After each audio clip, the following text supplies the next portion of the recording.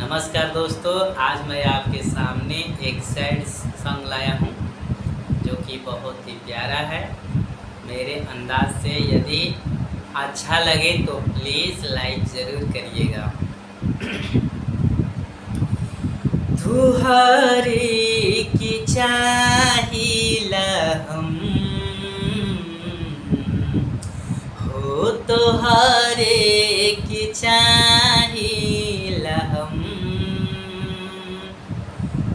सब सपना जला दिहलो। कहवन कईनी गलतिया जान हो,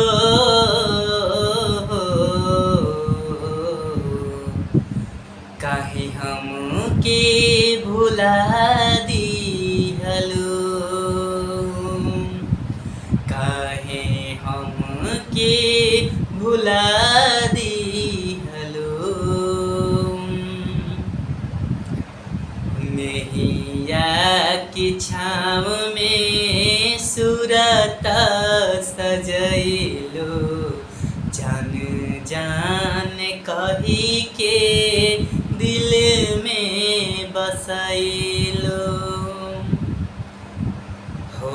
नैया के छाँव में सूरत सजैलो, जान जान कही के दिल में बसैलो हो। रही भोला भाला हम, अरे रही भोला भाला हम, दूसरा भी बना दिहलो।